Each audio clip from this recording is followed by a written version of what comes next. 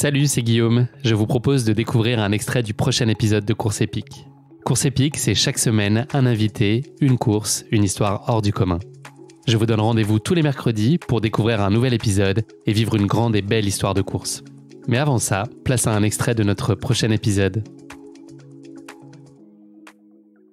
Tu as annoncé récemment un choix professionnel qui est très tranché, à savoir te consacrer entièrement à ta carrière de trailer et de mettre de côté donc cette potentielle carrière d'ingénieur, en tout cas temporairement, qui était prête à te tendre les bras. Est-ce que ça a été une évidence? Est-ce que ça a été une longue réflexion, un long cheminement et il y a eu des phases de doute au moment de faire le grand saut et de te dire que c'était la bonne décision pour toi?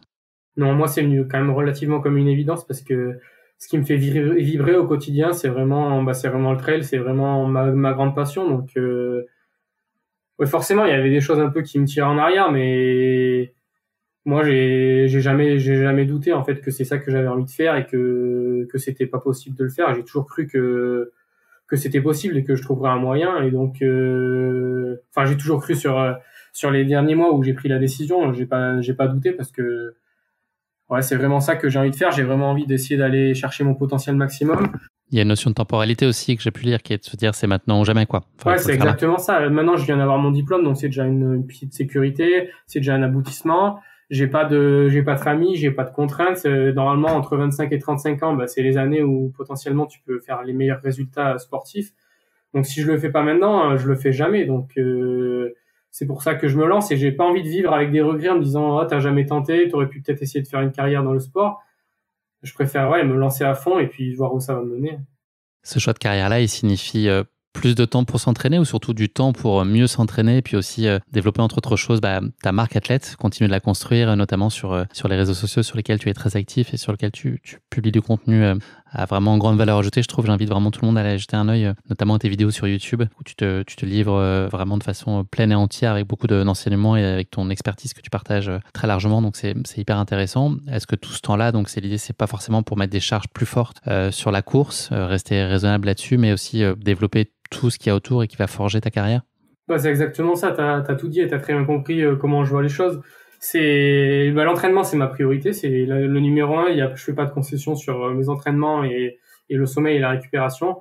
Et après, par contre, en fait, mon travail maintenant, c'est pas être trailer pro, c'est pas juste m'entraîner et bien récupérer. Mon travail, c'est plutôt gérer ma communication pour pouvoir vivre de mon sport, quoi. Et pour moi, c'est pas des contraintes, c'est des choses que j'aime faire.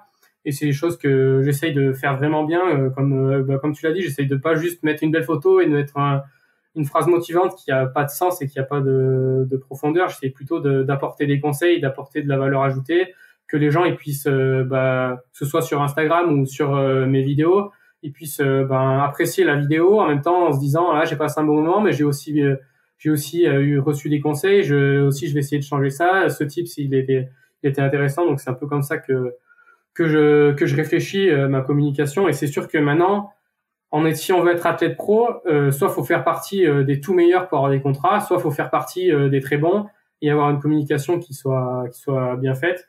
Donc c'est pour ça que moi aussi, ça je l'ai compris. Donc maintenant je mets les choses en place pour que ça puisse fonctionner, quoi. C'est un sujet qui peut être nébuleux et qui a son importance dans la réalité de ton choix de carrière aujourd'hui. Sur le financement de ta pratique, parce que c'est beau de se dire qu'on se jette à bras-le-corps dans ce projet de devenir trailer professionnel. Concrètement, est-ce que tu peux nous illustrer un peu la structure sans donner les montants nécessairement, mais juste sur la répartition aujourd'hui de tes sources de revenus? Où est-ce que tu vas chercher ça et chercher à les développer?